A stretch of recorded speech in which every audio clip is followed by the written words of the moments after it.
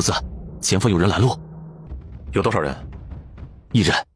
胡林一人立于道路中央，道旁停着一辆空马车。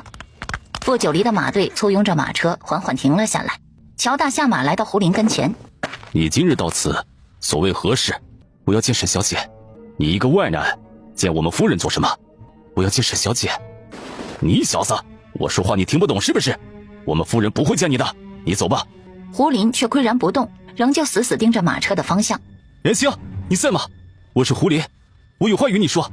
马车内，沈南星刚看了一眼傅九离，还没来得及说话。不许去。沈南星无语地看着他。他一看就不安好心，你明明是我夫人，他还唤你闺女。说着说着，声音低了下去。说是夫人一定要去的话，为父陪你同去，可以吗？好。傅九离小心地将夫人抱下马车，又一路将夫人抱到了胡林跟前3尺处，才将人放下。胡林看着这一幕，垂在身侧的手几乎要将衣袍绞烂。南星，可否借一步说话？胡公子，我如今的身份是傅九离之妻，于情于理，你当叫我一声傅夫人。你若是找我有事，就快说吧，我们还急着赶路呢。可否借一步说话？那句傅夫人，他无论如何也叫不出口。不必了，我与夫君之间没有秘密，无论何事都可以当着他的面说。若是真同意胡林借一步说话了，他身边的醋罐子被炸了。傅九离如今是朝廷通缉犯，你愿意跟我走吗？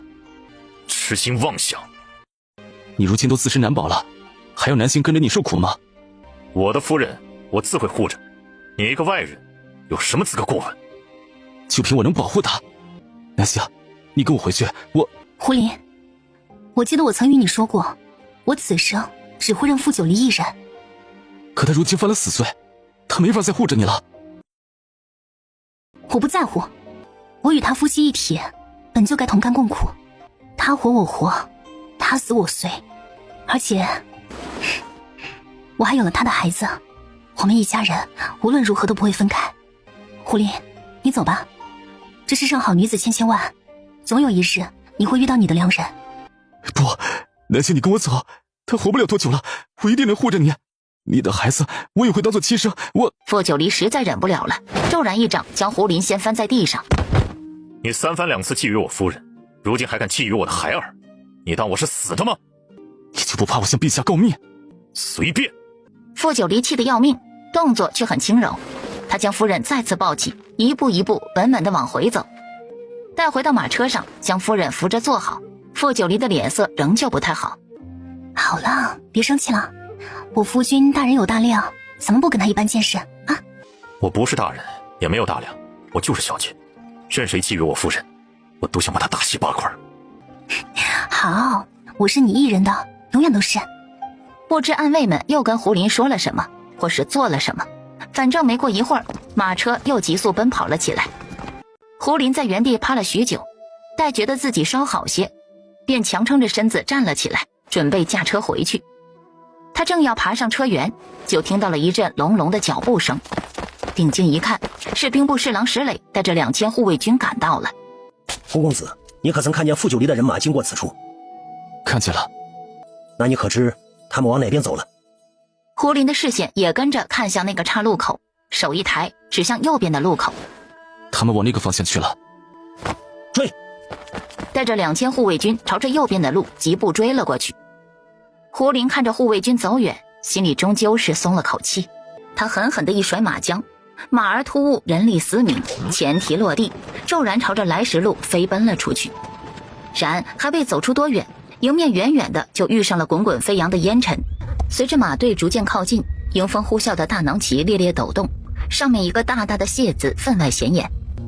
陛下这是要派黑甲卫去缉拿傅九离。黑甲卫统共8000人，是北越军中百里挑一最强悍的一支，是傅九离亲自训练的，只听命于陛下一人。冷风看见马队的为首之人时，胡林惊愕地失声叫了出来。冷风不是傅九离的心腹吗？可如今冷风怎会带着陛下的黑甲卫追击傅九离？莫非冷风就是离王府的那个奸细？胡林，你在此做什么？胡林愣了下，还未想到如何措辞。冷风睨了一眼他身后空空如也的马车。怎么来追沈南星啊？你还不死心呢？哼！无论在下因何在此，都与你这个叛徒无关。虽然他也不喜欢傅九离，但对这种被主的叛徒更是不耻。前面有个岔路口，胡公子可知他们往哪个方向走了？无可奉告。是吗？呵呵，你知情不报，就不怕我回去之后向陛下告状？如此一来，傅九离犯下如此谋逆之罪，尚书府定是同伙了。胡说八道！我尚书府世代忠君爱国，如何做得出这种事情？这样啊，好，那我便再给胡公子一个机会，说吧，他们往哪边走了？我可以给你指路，但若是抓到了傅九离，可不可以？可以。沈小姐刚加入离王府没多久，对此事自是不可能提前知道，且她曾对北岳有战功无数，只要她愿意打掉腹中孽种，我便可求陛下饶她一命。如何？冷大人可要说话算数。那是自然。他们往右边走了。哼，走，左边，追。随着冷风的号令，马队飓风般朝着岔路口左边的方向隆隆卷去。看着黑甲卫行去的方向，胡林面色猛地一变，立刻解下车厢，急速朝着京城的方向疾驰而去。大人，胡公子方才说你贼从右边走啊，我们为何要走左边？你是否刻意阳奉阴违？那是因为胡林说谎了，咱们若是听他的，便是追到天边也追不到傅九离。你如何得知他说谎了？哼，本帅下令何须向你解释？若是走左边没有追上傅九离，全部罪责由本帅一人承担。主子，是黑甲卫。有多少人？5000人。传信给修罗，让凤卫即刻支援。是。主子，你与夫人先走，暗卫与凤卫断后。好，莫要恋战。是。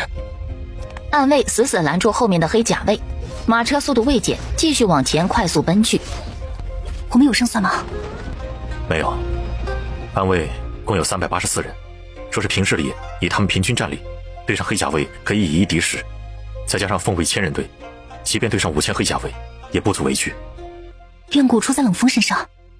是，冷风清楚所有暗卫核心成员的弱点，若是黑甲卫有他统领，暗卫的战力便只能发挥出5成。冷风以前毕竟是你的人，陛下怎会让他统领黑甲卫来追我们？说不定不是他呢。冷夜方才也没提。正是因为冷夜未提是谁带队，所以带队的一定是冷风。那凤卫呢？凤卫的战力如何？凤卫的战力与黑甲卫差不多。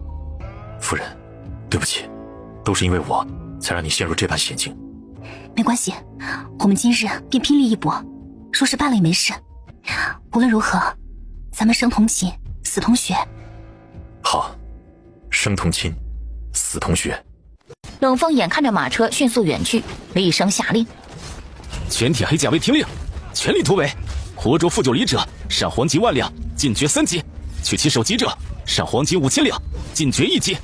是。一众黑甲卫顿时一个个拼了命的往前冲，奋力突围。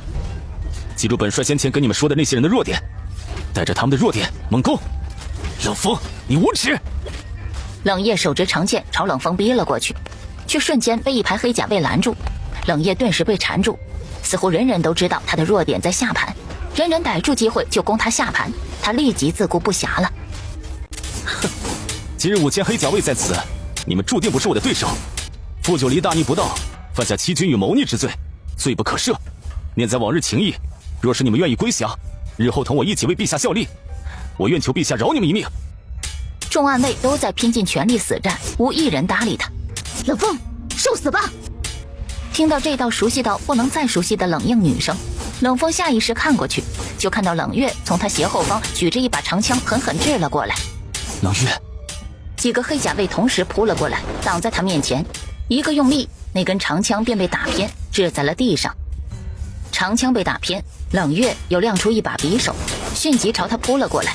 匕首对着的目标，分明正是他的喉咙。月月，这把匕首是他送给他的定情之物。冷月却像没听到一般，一双眸子是他惯常的冰冷，匕首狠狠朝他刺了过去。大人小心！大人！数十名黑甲卫瞬间包围了冷月，从四面八方向他发动了攻击。大人好像漏了这个女暗卫的弱点没说，但也没关系，全方位无死角的攻击总是没问题的。住手！同时手中长剑翻转，铿锵几下就将冷月四周的黑甲卫挑飞了出去。大人，被挑翻的黑甲卫面露不解，冷风却来不及解释，因为冷月的匕首已经逼近了他的喉咙。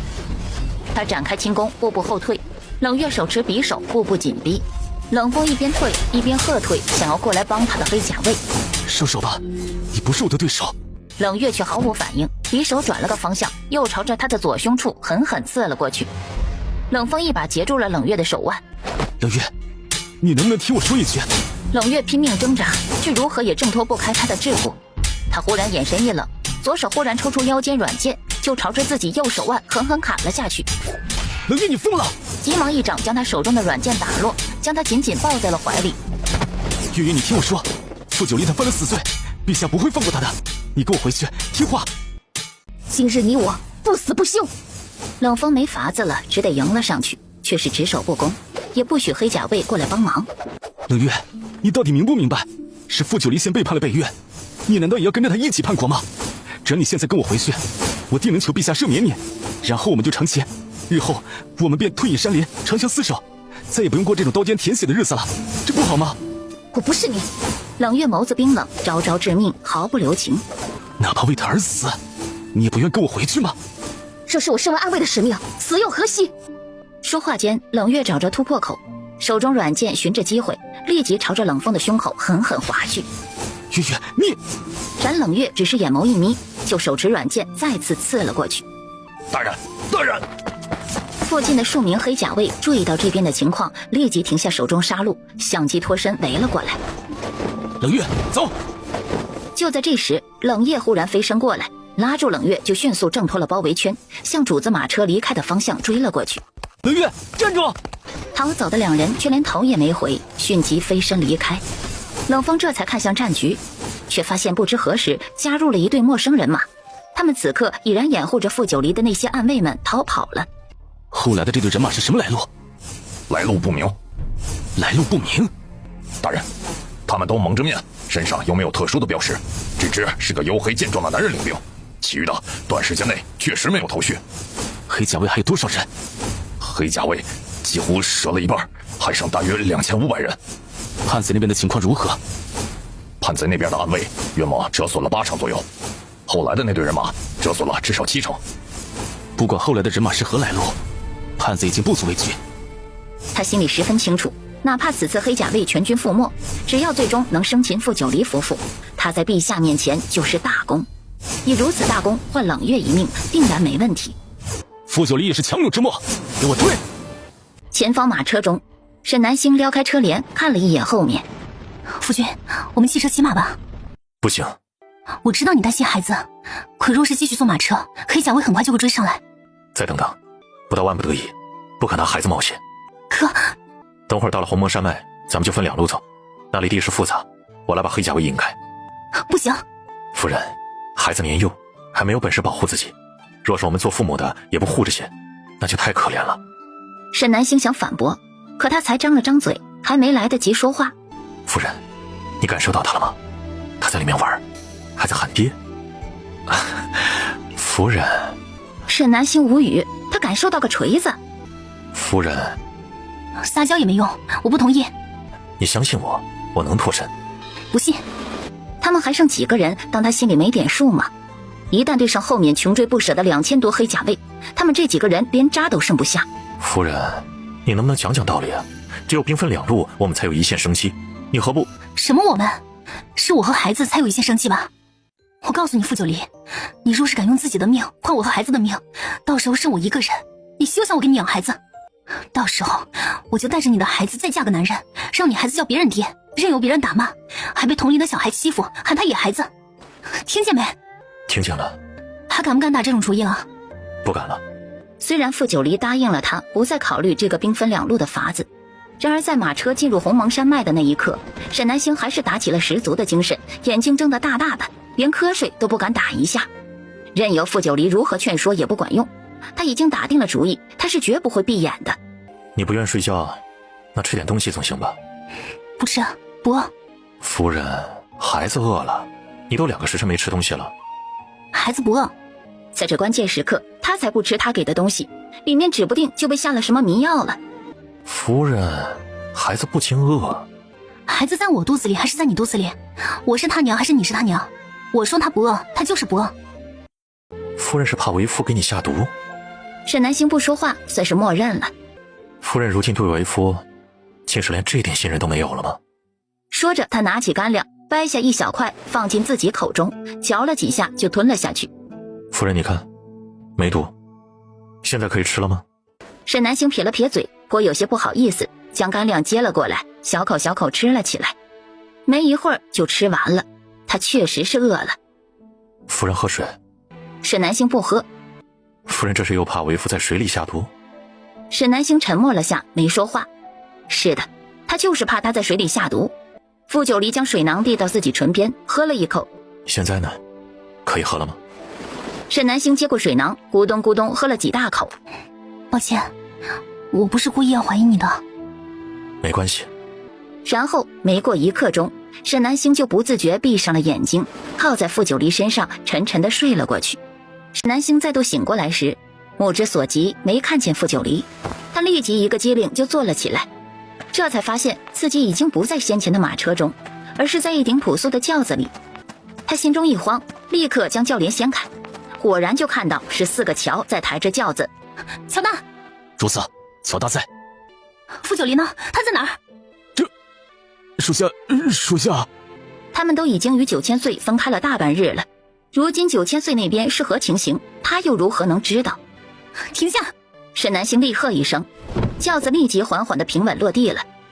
沈南星走出来往四周一看，就发现自己身在密林的小道上，前后簇拥的都是星月阁的杀手，而傅九离的暗卫和凤卫除了4个乔以外，一个都没看见。好，傅九离，你可真是好样的。走啊，怎么停下了？沈南星冷冷地看向声音来处，前方小道尽头很快就出现了沈明的身影。沈明在看到妹妹的一刹那，身子僵了一瞬，随后扬起笑脸迎了上去。南星，你醒了呀？再有3日，咱们就能抵达南疆了，到那时我们就安全了。哥，傅九离呢？哦，他呀，他去引开黑甲卫了，是不是？是。可是哥，傅九离没剩几个人，他会死的。沈南星双腿一屈就跪了下来。哥，我要去找他，我求你了，你带我去找他行吗？我答应了傅九离，要护着你去南疆，我不能。可是哥，你要让我的孩子从一出生就没有父亲吗？南星，你别这样，傅九离功力深厚，定能逃脱。他功力再深，也打不过2000黑甲卫啊。他说他会拼尽全力活下来，到时候他……哥，南星，别过来！南星，有话好好说，你先把匕首放下。我要去找傅九离，这一世他一定要与他在一起的，无论生死。沈明狠狠瞪了一眼在一旁排排站的4个乔，4个乔都默默低下了头。他们只拿走了主子身上携带的武器，可谁能想到主子手腕上的银镯还能变匕首呢？沈明无奈只得同意了带妹妹去找傅九离，只是要求他不许骑马，必须坐轿子。沈南星没有坚持，老老实实坐上了轿子。哥，有一条小道，先直走，前面不远处有一个峡谷，里面有一个洞口可以穿过去。在沈明不断刻意放慢速度和沈南星不断的催促下，一行人终于还是追上了。前方的山原上已是浮尸遍野，血流成河。冷风，你一定要赶尽杀绝吗？你睁大眼睛好好看看，这些死去的暗卫可都是你的兄弟。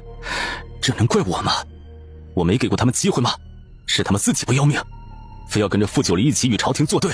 还有你，我再给你一次机会，过来。既然你执迷不悟，我言尽于此。执迷不悟的是你们，是你。你们可都是9000岁亲手训练出来的，你们确定要恩将仇报吗？9000岁，您对黑甲卫有大恩，我们铭记于心。可您让每一个黑甲卫都立过誓言，此生只听命于陛下一人，若为此事，天诛地灭。你们是陛下的黑甲卫，当之如此，实也是也。来吧。冷风看向牢牢护在傅九离面前的冷月。月月，过来。冷月却连看都不看他一眼。护住傅九离，上！谁都不许动那个女人，否则军法处置。黑甲卫立即朝着包围圈中的几人扑了上去，但全都默契地对冷月只守不攻，只因冷大人对他们的处置可先斩后奏。与此同时，星月阁的100余名杀手迅即加入了战阵，直直在黑甲卫中杀出一条血路来，护着沈南星进去。包围圈内人人自顾不暇，自是没注意到外面的变化。冷风站在高处，瞅准时机后抬起手按下秀弩的机关，一支冷箭快速朝着傅九离的要害处射了过去。正要靠近的沈南星眼角余光刚好注意到了这支冷箭，千钧一发之际，根本来不及多想，沈南星张开双手朝着傅九离扑了过去，将自己的背部完全暴露在了那支冷箭之下。南星！电光火石间，傅九离听到声音回头，眼瞳骤然一缩，一把接住夫人的同时转了个圈，将夫人护在怀中。如此一来，他的背就暴露在了冷箭之下。傅九离！沈南星骤然睁大双眸，尖叫一声后晕了过去。他最后看到的是傅九离温柔的一笑和扑哧一声，是冷箭入体的声音。然而傅九离并未中箭。待看清眼前一切后，所有人都短暂地愣住了。冷月你怎么样？月月！冷风穿过人群飞驰过来，一把推开冷叶，将冷月抢到了自己怀里。月你怎么样了？你不会有事的，不会有事的。冷月染着鲜血的手死死抓着他的衣摆，眼睛也死死盯着他，一开口就有大量的鲜血喷涌而出。月，你别说话，我等去找大夫。对了，冷言呢？冷言会医术。冷言，叫冷言来，叫他来救月月，快！冷言他死了，死在黑甲卫手中。死了。冷风，月月，你想说什么？你说。放了褥子。艰难地吐出这几个字，冷月口中又涌出了大量的鲜血，胸前大片大片的红染红了冷风的眼眸。放，每说一个字都像用尽了全身的力气。好，我答应你。冷月费劲地抬头看他，挤出一抹温暖的笑。下一刻，他揪着他衣襟的手忽然就松开了，无力地垂落下来，再没了声息。冷风双目血红，仰头痛苦地长嘶一声。傅九离抱着夫人，一双冷眸黝黑，将脑袋别向了一旁。半晌后，冷风抱着冷月站了起来。放了他们。方才一直没说话的副将却忽然大声道：黑甲卫听令，上！定要生擒傅九林夫妇。聋了吗？我说放了他们。冷大人，陛下有令，若是您中途倒戈，黑甲卫便交给本将号令。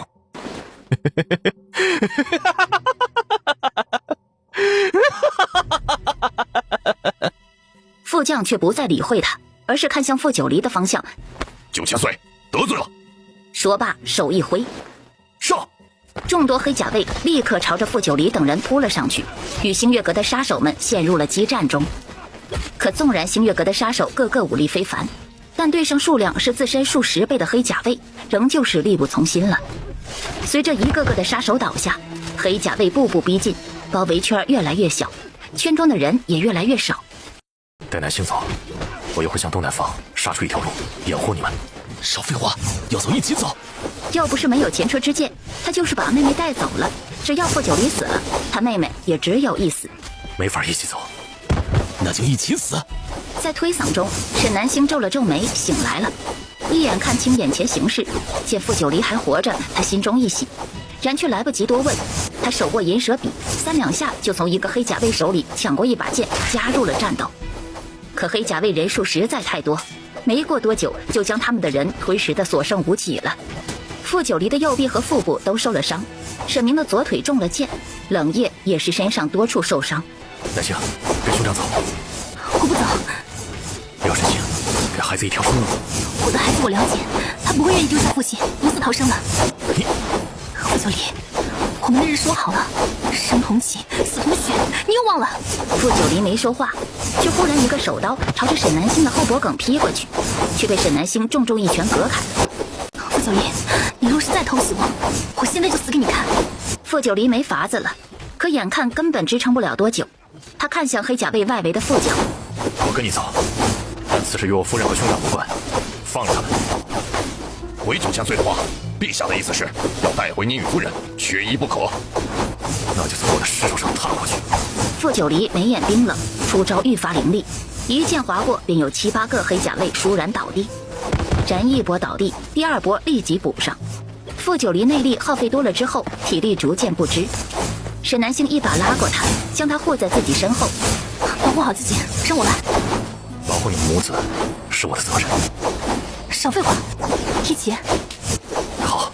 可并未撑持多久，眼看就要落败。旁边的山腰上忽然冲出了一群黑衣裹身、黑巾遮面，浑身上下只露出2只眼睛的黑衣人，挥舞着大刀冲入了战阵中。帮手来了。什么人？看不出来。这些人身上没有任何标志，完全认不出来自何方势力，但显然是帮他们的。这些黑衣人一加入，局面顿时缓解。快走，我们夺炮！是你？快走！沈南星顺着黑衣人手指的方向一看，只见东南方向正被2队黑衣人劈开了一条突破口。那你们？我们打先锋，大部队在后面，赶紧走！话未落，又与偷袭的黑甲卫打在了一起。沈南星与傅九离、沈明3人对视一眼，迅即朝着东南方向的突破口逃了过去。别让他们逃了，追！黑甲卫立刻就想摆脱纠缠追上去，可黑衣人穷追不放，死死咬住他们不让走。黑甲卫想追，黑衣人拼死不放，眼见拦不住了，黑衣人便死死抱住黑甲卫的腿，哪怕被砍上5、6刀，只要没断气就死死扛着。沈南星等人没日没夜的赶路，片刻不敢停歇，终于在第2日的黄昏遇上了前来接应的西宁凤卫，他们安全了。那对黑衣人是什么身份？名为铁骑。先前与他说话的那个黑衣人是石头，他也是后来暗中查访才知道，石头原来是名为铁骑的一员。石头的父亲去世后，他便接替父亲入了名为铁骑。之所以会在国公府守门，其实也是为了等他。名为铁骑这些年从未中断过训练，即使大部队来了，战胜那些黑甲卫自是不在话下。但若是让北越帝知晓是名为铁骑救了我们，此事怕是不能善了。但只要黑甲卫不留活口，北越帝就不会知晓了。傅九离顿了片刻，忽然道：全体奉卫听令，即刻回援。回援？不会有大部队。若果真是名为铁骑大部队，出关不可能不惊动朝廷，北越帝绝不允许这种事情发生。你的意思，根本没有那所谓的大部队，他们就只有那100余人？不可能！若是只有那么一点人，黑甲卫怎么可能到现在都没追上来？去看看就知道了。于是，一行人只简单包扎了伤口，就带着原在西宁驻守的3000凤卫，朝着来路飞驰回去。在行了一半路程后，路途中就开始渐渐出现黑甲卫和黑衣人的尸体。沈南星面色惨白，跌跌撞撞的，一个个扒开这些黑衣人的黑色面巾。这是怎样的一张脸呢？脸上已经没了皮，只有粉红狰狞的血肉像面团一般挤在一起。若不是下面连着脖子，甚至认不出这是一张人脸。面目全非，一连扒开了10来个黑衣人的面巾，人人如此，显然是人为故意为之。他们是怀了必死之心，又不想累及家人，所以自毁面容。南星，这儿个活口。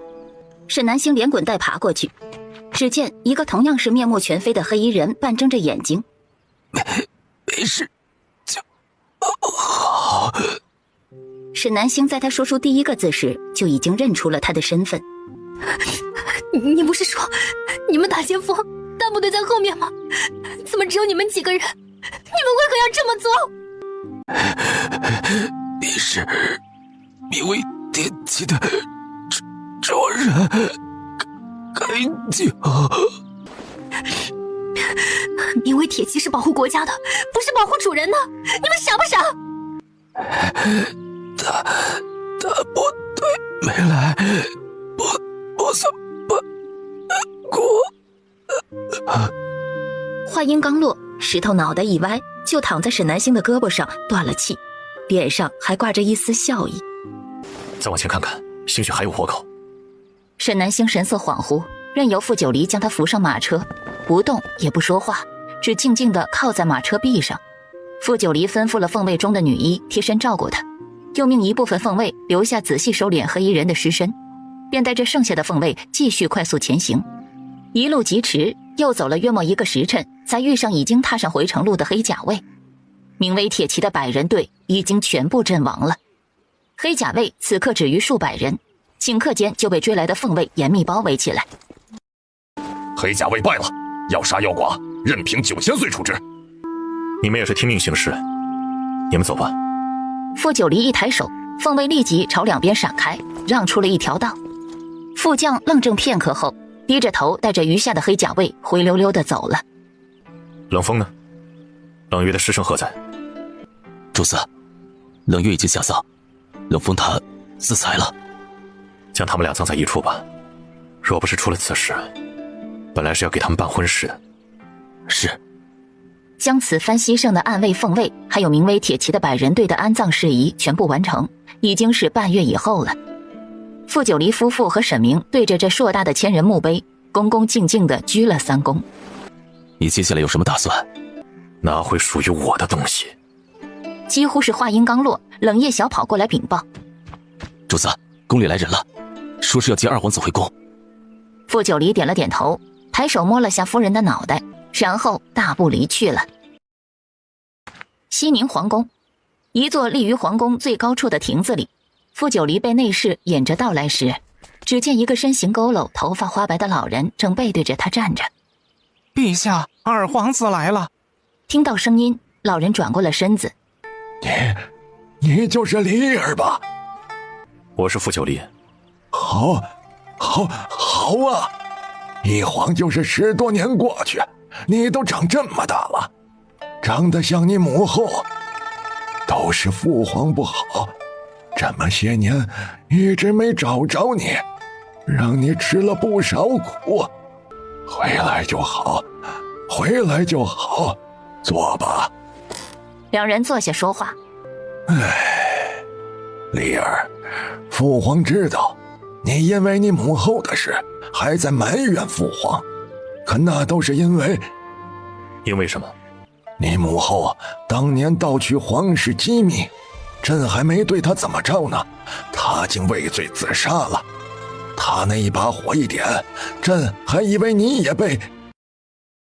好在有中仆带着你逃走，这些年朕一直派人四处寻找你的下落，后来只知你流落到了北越，之后就再也没了消息。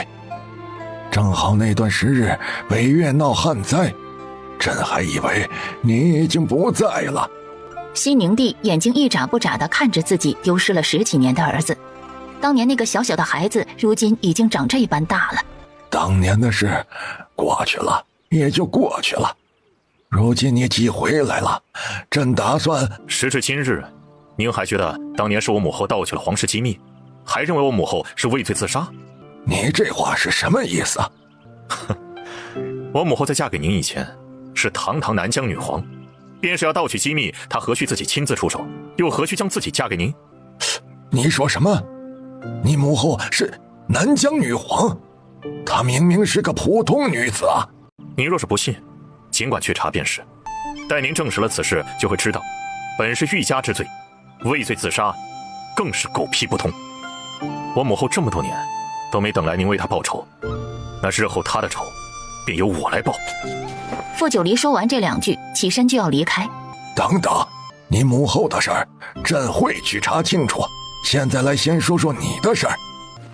您说，你是先皇后所出，朕这些年也一直位在立后，所以你是朕唯一的嫡子。如今你既然已经回来，朕打算传位于你。但这些年朕身体疲弱，无心处理国事，如今国事基本上都是你3皇叔代为处理的。这些年你3皇叔劳苦功高，在朝中根基极深，你3皇叔膝下有一养女，视若亲生。我要你立你3皇叔的养女为后，继位大典与封后大典一并举办。如此一来，借着你3皇叔的力，你纵是刚回来，也能站稳脚跟。我也有妻室，不可能再娶旁的女子。朕知道你欲娶妻，但你日后可是皇帝，3妻4妾再正常不过。你可以封你原来的妻子为贵妃，位分仅次于皇后。我的妻子，我不会让她屈居任何人之下。那让你三皇叔的女儿做贵妃，只怕你三皇叔不会同意。哎呀，罢了，朕先帮你去探探他的口风。我方才可能没有表达清楚，我的意思是，我此生只会有一个女人，那就是我的妻子，沈南星。寻常人家尚且3妻4妾，你即将成为一国皇帝，当为西宁开枝散叶，后宫怎可只有一个女人？如今南疆女皇慕容嫣也只有一个男人，只生了一个女儿。怎么，南疆亡了？你倒是朝三暮四，后宫佳丽众多，但我母后她宁愿死，也不愿与你在一起。你这些年可过得快乐？丽儿，对不起。我母后身为南疆女皇，本可以纳无数男人进后宫，但她放弃了皇位，只身入了西宁，嫁给了你，专心侍奉你一人。可你是如何对她的？你该说对不起的人是我母后。自从知晓自己的身份后，纵然没有回西宁的想法，他也还是派人查探了他这位亲生父亲的。他这位亲生父亲自从母后死去，便一夜之间憔悴了，无心国事，只一心找寻母后那个丢失的孩儿，连国家都被旁人染指了。若不是他暗中谋划，拉拢了西宁的众多权臣，坚决支持他这位父皇，西宁的皇位早就被那个所谓的三皇叔篡了去。就连自己的消息，若非他主动给他这个父皇去信，他这个父皇这辈子都不可能找到他。是我对不起你母后。我母后当年并非畏罪自杀，而是因为您不信任她，再就是不愿与他人共侍一夫。还有，我夫人也有身孕，经不得刺激，我劝你不要在她面前说让我另娶他人之事，否则别怪我不客气。有孕了，朕有皇长孙了。不管是孙子还是孙女，你都得高高兴兴的接受。是，不管是男是女，都是我西宁的宝贝。还有，明日上朝，您直接退位吧。啊？您不想传位于我？当然不是，只是这是不是太快了？快吗？您都多久不理国事了？如今我回来了，您还要让那个心怀不轨的三皇叔继续代理国事不成？心怀不轨？难道说你母后当初就是被他陷害的？不是，是您二皇帝。你是我，他的全家，我派人灭的。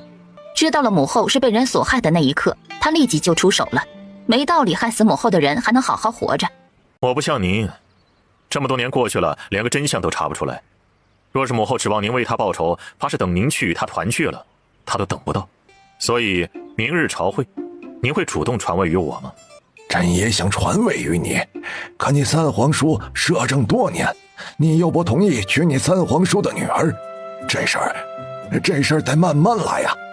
明日朝会上，您只需宣布传位于我即可，其余的您不必操心。说完，他再懒得看一眼自己这个废物父亲，转身离去了。夫人和孩儿还在家等着他呢。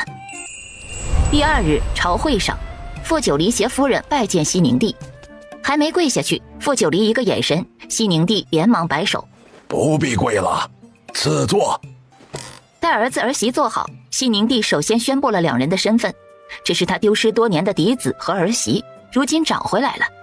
第二件事便是宣布退位，将皇位传给嫡子傅九离。陛下，您多日不上朝，如今一上朝便宣布退位，是否过于草率了？他就知道他这个皇帝会发难，他皱了皱眉，正要开口说话。陛下圣明。西宁帝和摄政王都是一脸疑惑。陛下，二皇子素来才能卓绝，在北越就做出了许多功绩，日后定能带领西宁更上一层楼。臣附议。群臣立即应和。摄政王死死盯着平日里百般拥护自己的那些大臣，可此时那些大臣竟无一人理他。陛下，如今二皇子继位，乃众望所归，怎么皇帝不乐意？臣不敢。只是二皇子继位，还需有一位才情俱佳的国母把持后宫。臣的养女云英自幼琴棋书画样样精通，秀外慧中，堪为国母。据臣所知，二皇子已有发妻，如今二皇子继位，其发妻理所应当为我西宁国母。臣附议。一场朝会在摄政王一人的黑脸中结束。傅九黎牵着夫人的手从朝堂走出，到来到宫门外，已经是半个时辰之后了。两人刚准备上马车，就被一个年轻女子给拦住了路。黎哥哥，你不记得云英了吗？你小时候说过长大了要娶云英为妻的，这些你都不记得了吗？夫人，我不认识她。黎哥哥，你怎能这般对云英呢？姑娘，众人皆知，我夫君离开西宁时才刚刚4岁。你是说4岁不到的小屁孩承诺你，长大之后要娶你？夫人，我从没说过这种话，他诓你。黎哥哥，傅云英上前一步，想要抓傅九黎的手。傅九黎连忙带着夫人后退一步。姑娘请自重啊，我傅九黎此生只会娶一人，那就是我夫人。你若这么想嫁人，待我10日后登基，为你赐婚便是。黎哥哥。傅云英跺了跺脚，哭着掩面跑走了。沈南星似笑非笑地看着他。黎哥哥，我傅九黎发誓，此生若负了夫人，就叫我不得。好了，我信你便是。可是夫人你不高兴了？我不喜欢他那般叫你。那他下次再这么叫，我就命人打他板子。夫人可满意？10日后，傅九黎登基为帝，沈南星为后。西宁举行了隆重的登基大典和立后大典，举国同庆。傅九黎登基后第一件事，便是命大理寺重新彻查先皇后盗取皇室机密一案，还了先皇后清白，宣告朝野。第二件事，必审明为相，同时将朝堂中的各色官员按照功劳贡献以及才能进行了重新划分，能者上，庸者下。第三件事，减赋税，大兴利民政策，举国夸赞。一应事务处理完毕，夜里，傅九黎与夫人相拥而眠时，夫人可是想家了？我们逃了，不知北越帝会不会为难侯府和国公府？北越帝不是不讲理的人，此番这般对我，也是担心我权势太大，威胁到他的位置。此事无涉侯府与国公府，他不当为难，并且就算他想做点什么，也得有个由头才行。可若夫人实在担心，明日就让兄长回北越看看可好？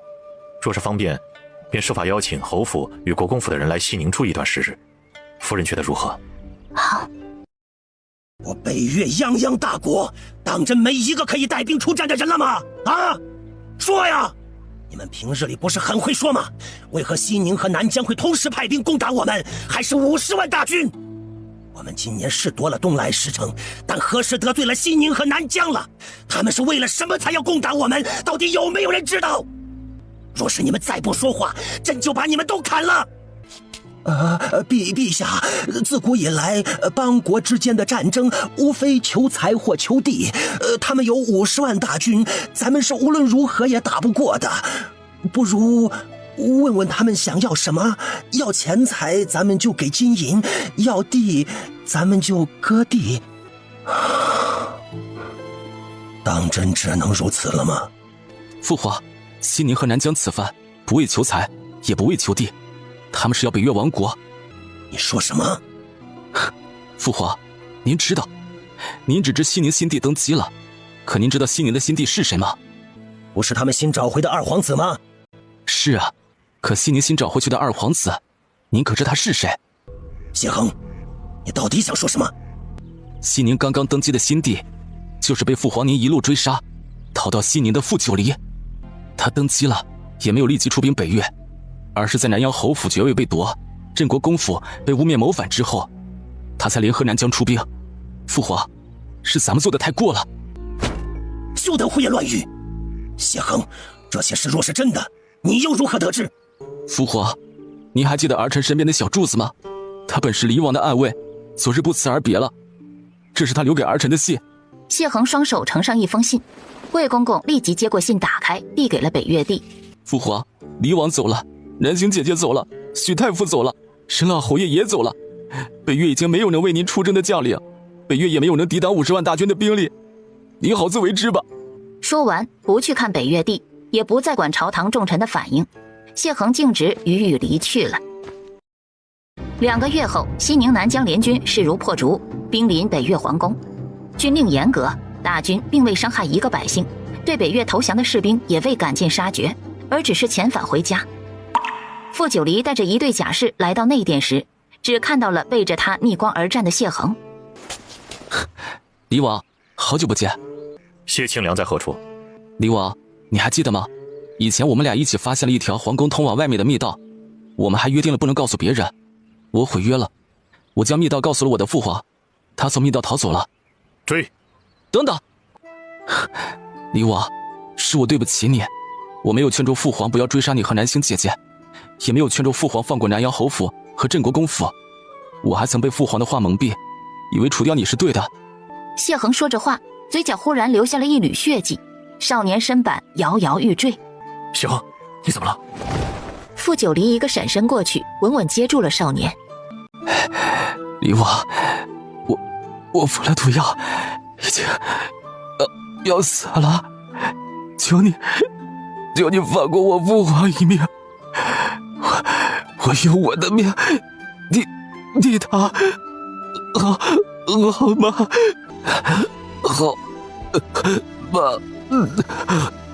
好。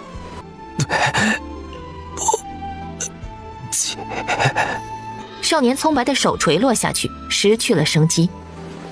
傅九黎抱着他许久，才吩咐道：“将他葬在他母妃旁边吧，放火烧了这座宫殿，北越帝自焚谢罪，从此再无北越。”战后，南疆女皇携皇夫和女儿来了西宁，西宁皇室举行了隆重的宫宴，歌舞乐器，推杯换盏，好不热闹。一直到月上中天方散。次日午后，傅九黎夫妇、沈明及慕容嫣夫妇聚在正殿谈论政事。此次北越是西宁和南疆两国共同出兵灭亡，原属北越的地界儿，我分成了东西两块，南疆可任选其一。